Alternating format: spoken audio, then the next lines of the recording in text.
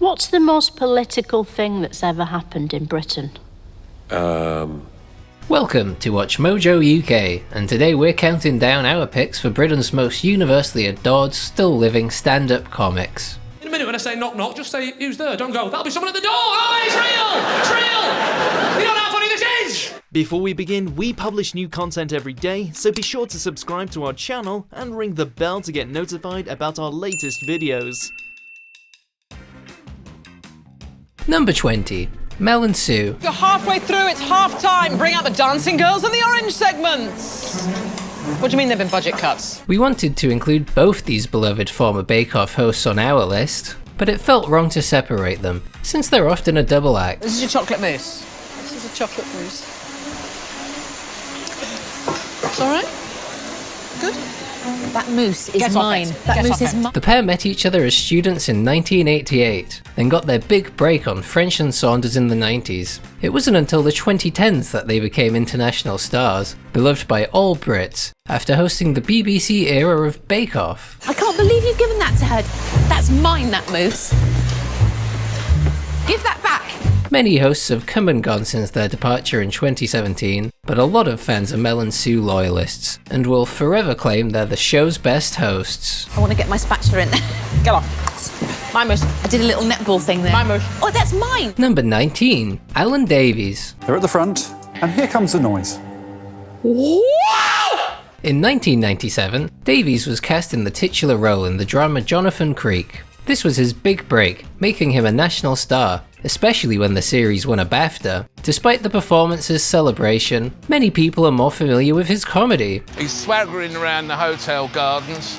Oh no, he's going to blow leaves, he's going to blow leaves, what's the point? But actually... He's been doing stand-up since the late 80s, and it shows through his remarkable talents. Davies is also well known for being the only regular on QI for its entire run, appearing in way more episodes than Stephen Fry now. So beautiful. Clearly waiting for the glue to dry. It's not all he does though. He still tours the nation doing stand-up comedy, and they're incredibly popular shows.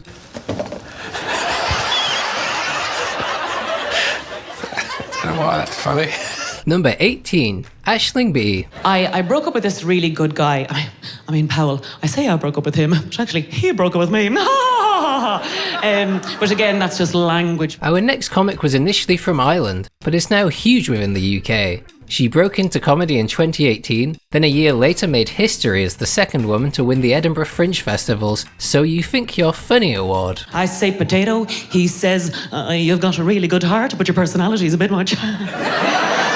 Tato. So does it matter? B has since created her own comedy series, This Way Up, which only ran for 2 seasons in traditional British fashion, receiving majorly positive reviews. Alongside this, she features on a variety of panel shows, and even went on Taskmaster Series 5, but didn't do well, ending up second to last. Heard you're back on the market, yeah? Heard you're back on the market, back on the market, back on the market. I grew up in an agricultural farming background. No good cow ever goes back onto the market. What a thing to say. Number 17. Joe Wilkinson. Hi, Joe. Joe! Hello, Joe. Hi. You look anxious already. Yep. This London-born comedian first dipped his toes into stand-up in 2004, a decision that was met with almost nothing but praise. Now, he's a regular on our TV screens, appearing in a handful of panel shows, but is a regular on 8 out of 10 Cats Does Countdown. I'm making gherkin-inspired biscuits. Good. Gherkin-inspired. Based on my love of gherkins. Like many people on this list, he was also invited to appear on Taskmaster, which became a side-splitting season. Bird just went over my head. Look, there's a robin! Catherine Ryan narrowly beat him though. Wilkinson did manage to win a charity bake-off special though in 2019, surprising all of us with the creativity of his baking. So my chocolate orange cake in the shape of an arse.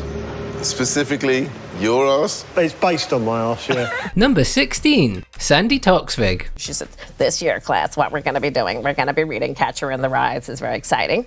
And she handed out copies of the Catcher in the Rye, and I went home and I read it and came in prepared to talk about it. What I didn't realise, we were going to read it one word at a time all year. When Stephen Fry left QI in 2016, many were anxious about the series' future without their beloved host. Everyone's fears were relieved when it was announced that Toksvig would take over, and we've not looked back since. And I thought, well, I'll come back when they've read it, because...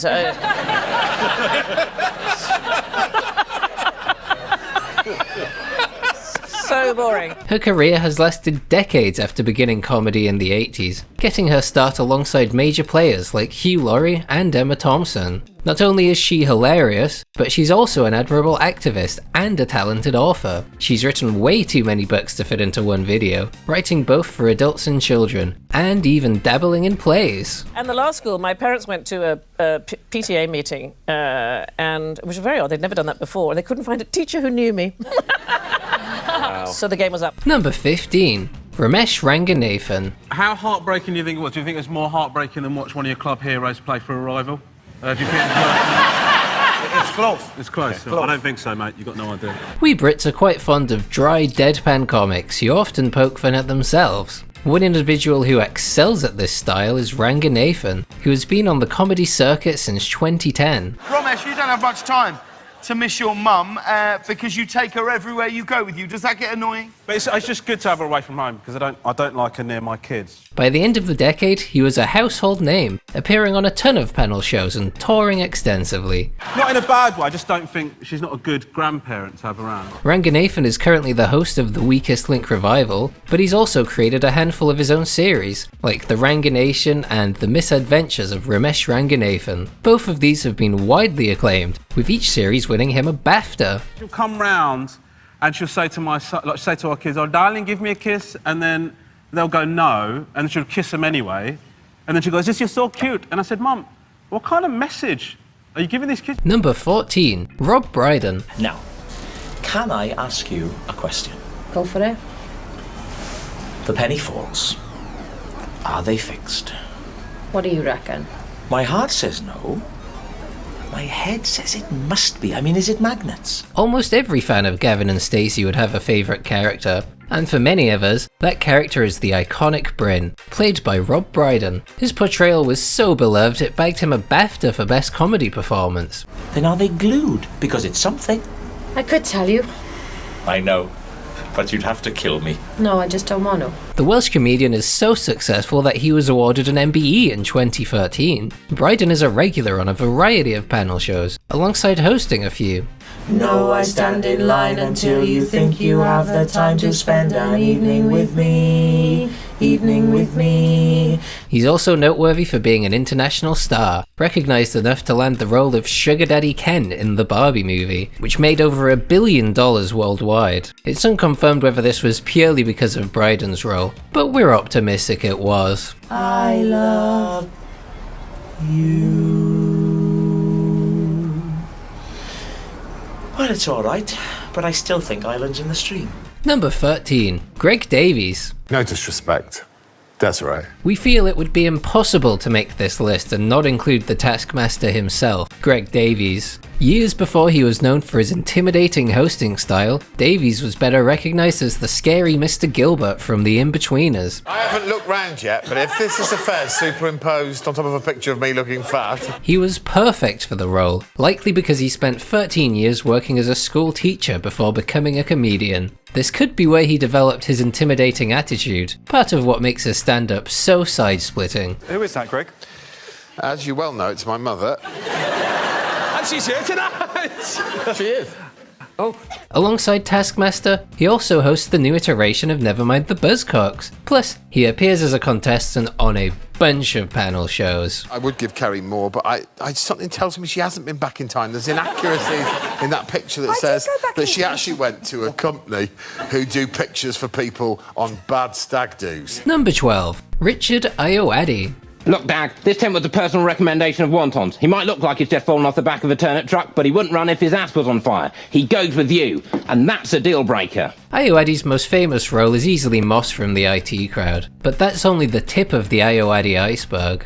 He began doing comedy as a student, then created the characters Garth Marenghi and Dean Lerner with his friend, Matthew Holness. God, I wish I was hitting the wards with those young bucks, but I'm old, tired, spent, busted, rusted, stuck in a mouldy old office with just a moody woman for company. This led to Garth Marenghi's Dark Place in 2004, and Ayoade's popularity has only increased since. Flying objects? It beggars belief. Tons of panel shows feature him regularly, including the famous Big Fat Quiz of the Year. Aside from comedy, he's directed a couple movies, specifically Submarine and The Double, which were both pretty highly acclaimed. Bye. Good gravy. A small bunch of objects are flying of their own accord in E-Wing. And apparently more objects are heading this way. Number 11. Bill Bailey. I thought, if ever I get to meet Paul McCartney, I want to try and tell him. I want to try and say this, try and describe this experience. Because I bet no one's ever told him how brilliant he is over the years. You may recognise Bailey from his plethora of comedy roles, like Manny in Black Books or Bilbo from Spaced. Either that, or from the overwhelming quantity of Dave panel shows he's always appearing in. Because I was so nervous, I went, your songs, like, with a tapestry and everything, like a thread with the culture and the blackbird singing like a tapestry when a goat, a kestrel, sees a foal. His live shows are particularly unique, as he frequently brings musical instruments into his routines, using them for comical parodies and jingles. And then Paul McCartney turns back to me, and for some reason now I'm doing this. Mang, mang, mang, mang, mang. Bailey's also a surprisingly talented dancer, winning Strictly in 2024 at the remarkable age of 55. Paul, your songs are enmeshed. With everyone. Outside of being hilarious, he's also a major player in raising awareness and funds for cancer research. All things combined, his career has been so impressive that it earned him an MBE. And he looks at me and he goes, enmeshed. And I forget where I am and who he is and the context of this conversation. So I just look at him and say, what? Number 10, Joe Brand. I would like to take a pill that made me 6 stone. Then I could eat my way back up to 10. What a bloody brilliant weekend that'd be, wouldn't it? Taking our next spot is yet another one of the most deadpan individuals to frequent Britain's comedy circles. Before comedy, she was a psychiatric nurse, but started appearing at clubs in the 80s as the Sea Monster. Because I've always had a weight problem. You know, when I was a teenager, I remember going to see the careers mistress, and she said, what do you want to do? I said, well, I'd like to be a nurse or get married. She went, better be a nurse then. Her style fell so flat that her first performance had constant hecklers, and the audience didn't even clap. Now, that sounds like a completely alien scenario, as Brand is one of the UK's most respected and adored comics. And you know, I actually have teenage nephews, and one of them always has a sign on his door saying, keep out. Like you're going in there without a flamethrower. Outside of panel shows, she's been responsible for a variety of her own comedies. She's a skilled writer and an inspiring supporter and fundraiser for numerous charities. Lend me my crampons, dear. I'm just popping in to tackle Tissue Mountain. Number 9, Dara Ó Briain. For me, jaw-dropping is defined by whenever you'd see Bugs Bunny or another beloved cartoon character dressed as a sexy female version of themselves.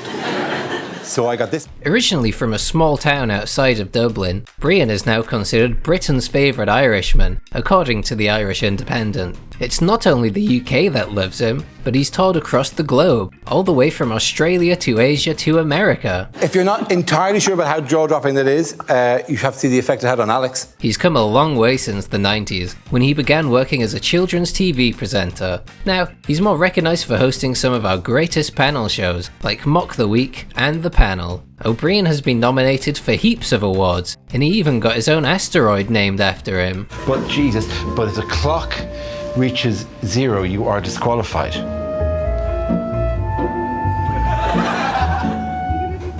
Ah, well, you... Wait, what? Hang on, what? Wait. Number 8. Chris McCausland. Just to let you know, this is the first time that somebody blind has been asked to present a BAFTA, so Lee is going to tell me my bits from the auto cue. If you were a child in the mid-2000s, you may be familiar with McCausland's work on Me Too, a Scottish CBeebies cartoon. This was only a couple of years after beginning his career as a comic in 2003. To present the award for female performance in a comedy programme. To present the award for female... No, that was actually my bit. Oh, sorry, mate. He was almost instantly successful, earning nominations for a handful of awards in his first year, and even winning one. I didn't realise I saw... We're taking turns. We are taking turns. That's just me talking to you. Got ya. About 2 decades later, he would win Strictly Series 22, which in turn won him a BAFTA, showing just how much we Brits treasure him. It becomes more impressive when you learn he's blind, which likely makes dance routines far more challenging to master. So let's take a look. Oh, sorry, that's still your bit, Chris. Sorry. You serious? Yes. Let's take a look is my line. Number 7. Harry Hill. It's a girl. Thanks, Harry. In the 80s, Hill acquired a degree in medicine and became a qualified surgeon, specifically a urologist. Eventually, he grew tired of the profession, so he quit and became a comedian, a decision he's likely never once regretted. Sniper! By the end of the 90s, he had his own Channel 4 series. Then in 2001, ITV offered him the series TV Burp, which is arguably his most famous work, alongside You've Been Framed. Come on, get it out, bird! Come on, come on!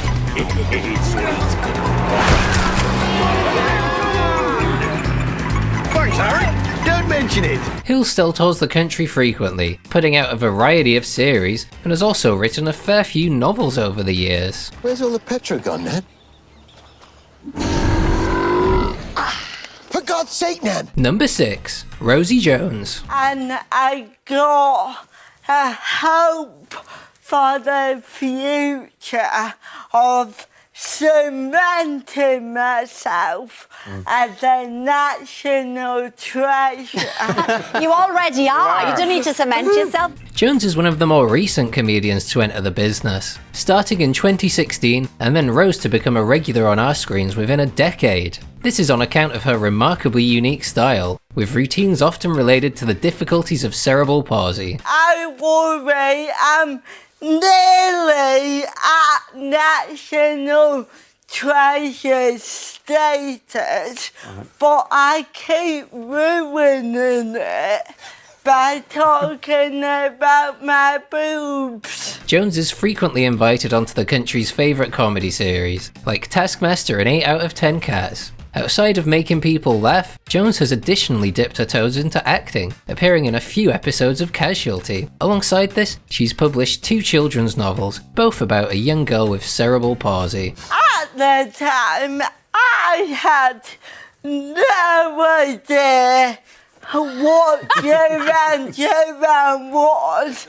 I was too much of a boyzone fan. Number 5. Hugh Dennis. What's a twat? Twat. It's not a very nice word for children to use, really. If you're a fan of sitcoms, there's a strong chance you've seen Hugh Dennis in a few of them. The most influential series he starred in are Outnumbered, My Hero, and Not Going Out. Well, Tim Green starting, he's smaller than you. But he's got dwarfism. I know. When it comes to panel shows, you can catch him in basically every episode of Mock the Week. After working in marketing following university, he pursued a comedy career in his free time, alongside Steve Punt. Give me the drill. Give me the drill. Give me the drill. Give me the drill. I'll give you a £5 if you give me the drill. The years of hard work ended up paying off immensely, as he's enjoyed a long and lucrative career as one of the country's most beloved figures. And I've put a sign, big sign on his fridge saying, "Don't forget to eat." Well, that's a good idea. Well, then maybe I should have stuck it on the TV, because he only goes to the fridge when he's remembered to eat anyway. Number 4. Lee Mack. How long have you... Wait. No idea how funny that is. That's the weirdest heckle anyone's ever given me. One in the front just went, "You've no idea how funny that is." Not Going Out is the second longest running British sitcom, created by and starring northern comedian Lee Mack. Mack must be naturally hilarious, as he started working full-time as a comic only 18 months after his first ever open mic. You'll find out exactly how funny it is. That's why I'm stood up here in the West End, you daft twat. At this point, it feels like there are fewer panel shows Mack hasn't starred in than ones he has. He's a regular captain on Would I Lie to You, and recently began hosting the 1% Club. Do you do that when you're watching drama? Just stand up and go, do you know how sad this is? You're making me cry! Few celebrities have more impressive careers than Mack, and after over 3 decades in the business, we see no reason why he'd ever lose momentum. Lend me those glasses for a second. What do you do, Nev? I'm a lawyer. You're a lawyer? Oh, hello. How old are you? 29. 29. What kind of law is it? Can I sure you're not a welder? Number 3, Diane Morgan. Just imagine something like this orange, and then imagine it's not there. Then do that one by one with everything that exists until there's nothing at all.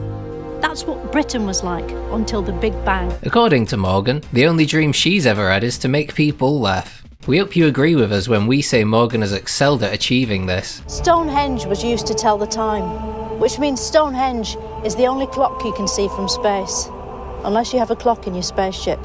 She's best known for playing Philomena Kunk, a humorous character created by her and Charlie Brooker, famous for her uproarious interviews. Before Kunk, she spent quite a few years doing stand-up and became pretty celebrated for it. Luckily, cave boffins had also invented the iron spike, and shortly after inventing the spike, they invented stabbing each other. Now, Morgan sticks to acting, regularly putting out Kunk documentaries while simultaneously appearing in Motherland, Afterlife, and writing her own acclaimed series Mandy. We can't wait to see what she comes up with next, whether that's even more Kunk or something completely different. Almost everything she touches turns to gold. No one knew what Wally and Willis looked like until 1995, when Hollywood scientists discovered he looked exactly like Mel Gibson. Number 2, James Acaster. A long time ago, but not long enough ago that it's not still very relevant.